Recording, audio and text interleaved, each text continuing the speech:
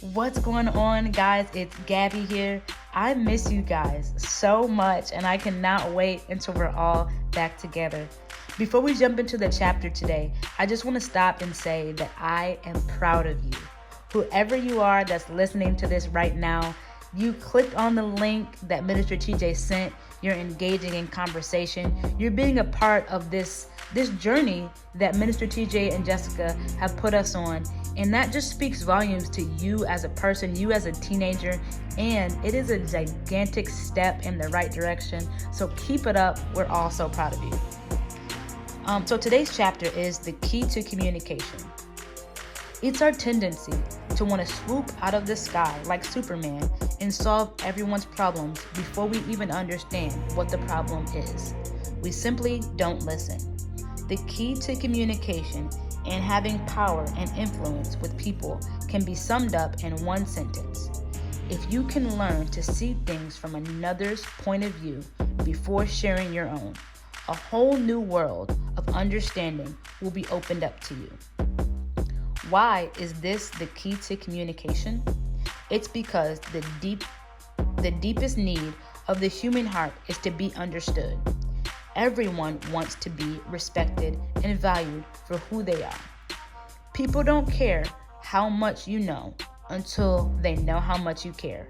That's so true. To understand someone, you must listen to them. Surprise!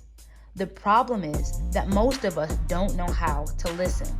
When people talk, we seldom listen because we're usually too busy preparing a response, judging, or filtering their words through our own paradigm. It's so typical of us to use one of these five poor listening styles. Number 1, spacing out. Spacing out is when someone is talking to us, but we ignore them because our mind is wandering off in another galaxy. They may have something important to say, but we're caught up in our own thoughts. 2, pretend to listen. Pretending to listen is common. We still aren't paying much attention to the other person, but at least we're pretending we are by making insightful comments like yeah or cool. Or I'll even add one we say a lot, oh wow, like you're obviously not listening. The speaker will usually get the hint and will feel that he or she is not important enough to be heard. Number 3, selective listening. Selective listening is when we pay attention to the part of the conversation that interests us. Since you'll always talk about what you want to talk about, chances are you'll never develop lasting friendships. Number 4, word listening. This occurs when we actually pay attention to what someone is saying, but we listen only to the words, not to the body language, their feelings, or the true meaning behind their words.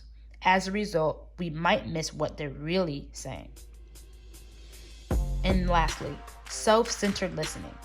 This happens when we see everything from our own point of view. Instead of standing in another person's shoes, we want them to stand in ours.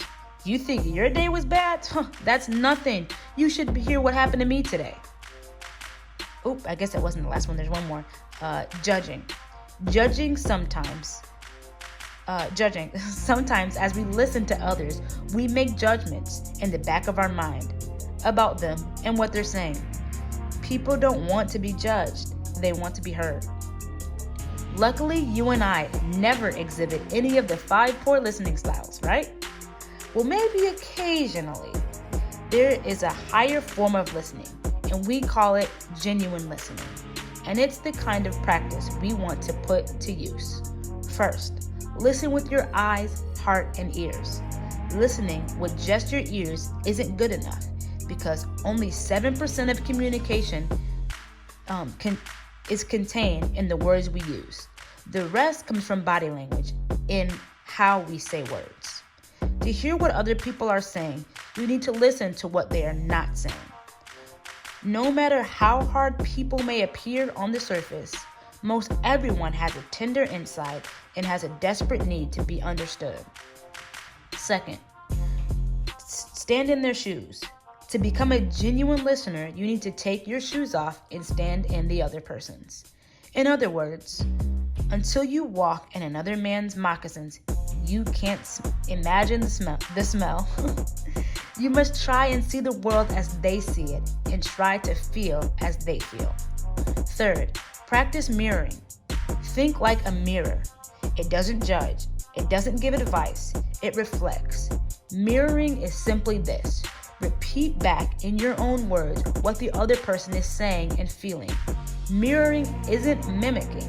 Mimicking is when you repeat exactly what the other person says, like a parrot.